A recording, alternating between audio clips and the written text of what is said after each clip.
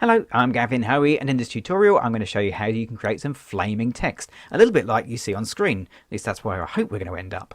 Now, you've probably seen this sort of thing before, used in magazines and advertising. It's used all over the place. It's not an original idea, but I'm going to show you how you can create it in just a few minutes. Right, let's start off not with any images, we'll get to those in a minute. Let's start with a blank canvas. File and New, and from the presets here let's choose one of the photo 8x10, that'll do perfectly. So we have a blank canvas, but for this technique to work, we really need it to be black and not white. So down to the keyboard, Control I on a PC, Command I on a Mac, and that'll invert the white to black. Okay, so we've got to burn something. What are we going to burn? Well, we're going to burn some text. Why not? So let's get the text tool, and we can choose a few different options up here. Now I've got the type of text, the font, set to Impact, which is a nice big, bold, brilliant font for this technique. The size, well, the size is kind of important. 72, well, that's just never going to be big enough, so let's make it 300. I don't know if that's the right size, but it's a good big size, and we can always change it later. Now, the colour of the font's going to be important. Black, well, black font, black background, that's not going to work, is it really? That's a disaster waiting to happen. So let's change the black to something a little warmer, a little more fiery. Let's try and find something a bit more sort of orangey red colour. Yeah, that looks good. Now, finally, along the end of the options bar here, we have the character and paragraph panel. Click that, and I'm going to change the tracking, which is the little AV thing with a left-right arrow. I'm going to change it to -50.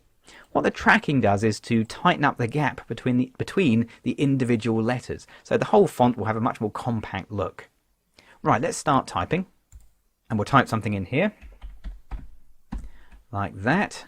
Now, as I said, 300 was a bit of a guess. In fact, it was slightly too big, so we'll use Free Transform, that's Control T, Command T on a Mac, and we'll just shrink it down and move it across and down to the position we want it, so hopefully round about there. Right, so we've got an orange font, black background. Ooh, exciting stuff. Well, stick with me, it'll get better, I promise. So what we're going to do now is to apply a couple of layer styles to try and give this the look of something that's been slightly more burnt. So let's double click on the layer, and on the layer style I'm going to bring up the gradient overlay option. Now there's a load of gradients you can choose, and I've got loads installed here, but really the only one we want to look at just at the moment is the black and the white one. Now I've lost that nice kind of orangey burnt colour, but I'm going to get that back by changing the blend mode from normal to screen. Now screen has a magic property. Anything pure black becomes completely transparent. So hey presto, we can now see the orange coming back through the bottom. It's a little bit kind of too spread out for me, so I'm going to get the scale and just shrink this in a little bit, move it to the left, not too far, otherwise it gets a little bit hard on the edge, but you know, I like a less obvious blend than that. Okay, so that's pretty good. But whilst we're here, let's jump over to Bevel and Emboss, and we'll give our text a little bit more of a 3D feel. Bump up the size and maybe a little bit on the depth, and as we'll soften it, and maybe let's move the angle as well. Let's see if that helps the look. That's pretty good. Maybe a little bit bright, so I'm going to take the opacity of the highlights down just to blend the whole thing in a little bit like that. There we go. Great. Okay, so we now have given our text a brilliant looking paint job. But we've got to burn our paint. We've got to get this looking like it's all burnt and a little bit cracked and a little bit damaged.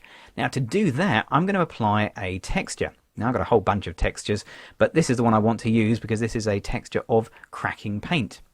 So we'll get our move tool. We'll drag that texture over and onto our main image and drop it on like that. Now, of course, I can't see the text anymore. The font has vanished because when I drag and drop, I end up with a new layer with our image over the top. So to blend those together, we're going to change the normal blend mode to multiply, like that. Now you can see straight away what it's done. That's really done a good job. It's given the whole text a nice kind of cracked look. That looks pretty good, actually. I can move it around, of course, because there's a whole bunch of other bits of image that I can't see. Can't go too far, I'll run out of texture. But I could have the cracking anywhere I want it. I'm actually thinking I'm pretty much back where I started was probably the right place. Yeah, around about there. Now, I don't want my whole text to have this effect, because I want it to look like it's burnt down a little bit here, and there's still maybe some of the original paint job on the text down the bottom. So I'm going to apply a layer mask, and with a paintbrush set to black, let's get it a wee bit bigger, and we'll just put a few little black blobs in here which will mask off the texture and reveal the original kind of text effect underneath. Yeah, that's pretty good. I like it perhaps just down in the corners a little bit. Yeah, that's it. There we go. That's good. So what are we going to do now? Well, looking at the top of our text, if this was really on fire, this would be all singed and dark. So jumping back to the image itself, not the layer mask, that's an easy mistake to make, and working with black as our foreground colour, and working with a much smaller paintbrush again, I'm just going to darken these top bits down. I'm literally painting directly onto the texture, like that. And that's just going to hide it in. It's going to blend it in with our black background. Now you can see why that black background was so important. There we go. We'll just go in there like that, and yeah, just try and take off any hard edges. Just give it a sort of singed edge. But also, if this was burnt as well, it wouldn't just be the top edge. It would also be a little darker, blended in, so you have a sort of gradient effect going down there. We can do that as well. Let's make a bigger brush like that, and we'll just catch it just with the edge of that big brush, just so it darkens the whole thing in like so.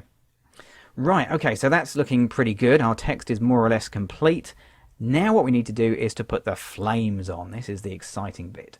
So let's jump over to the flame image. Here it is. We'll get the move tool and we'll do the same as we did before. We'll drag those flames over and onto our main picture like so. And there we are. We now have a whole bunch of flames completely covering the picture. Now it's actually going to be way too big. So a bit of free transform, Control and T, Command T on a Mac. Nice little trick here for you. Control and 0 or Command 0 will zoom out so you can actually see the corner handles. That's such a useful thing to learn. I can't tell you how many times I've had to use that. There we go. We'll click the tick. Control 0, zoom us back in again. Good stuff. Okay, so there we have our flames about the right size, but we still can't see our image below. It's still there. So once again, we're going to change the blend mode from normal, and again we're going to use the screen because this will work the same way as it did with the text. Anything pure black, like the background here, will become transparent, and straight away you can see that this works a treat. That really does do the job. Now I can move those flames around. I can move them up and I can move them down and get them roughly where I want them to go. And you know, I'm actually thinking probably it wasn't a million miles adrift from where I wanted it in the first place. Maybe just down a little bit. We'll just nudge it down, and that's looking pretty good. Not completely happy with it. There's a few things I want to change. Let's have a look at the individual letters, because you can see there's bits of flames coming on to the whole of the text here. And down here where the original paint job is still intact, I don't think there should be any flames. So let's put a layer mask on there, and we'll get a paintbrush. We'll get a much smaller one than that, and we'll just paint away anywhere where the flames have gone where they shouldn't have done. So we'll just cover those bits up like that, and maybe a wee bit there, just like that. And not so keen on that one. I don't mind the other one. That seems like it's licking around the edge like that. That looks good. All adds to the three-dimensional look of the picture. Just spending a wee bit of time, little bit of time, just getting this looking as neat as possible. Not keen on that one either. Lovely. Okay, so the text is looking good. The flames are looking good. There's only one bit of flame I want to sort out, and it's down on the end here, because the end of the end doesn't have any flames on it at all. I could stretch it out, but then I'd lose the edge of that tip of flame there. So instead what I'm going to do is to get the clone tool, and really important bit, and I'm going to forget this if not, make sure I'm working on the actual image and not the layer mask. Happens too often, that one, but never mind. Yeah, right one this time.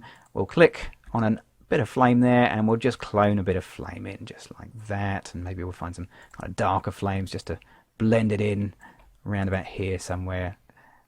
Lovely. Okay, so there we go. So this is all now on fire, and every bit of the text now has its own little flame licking up from underneath it.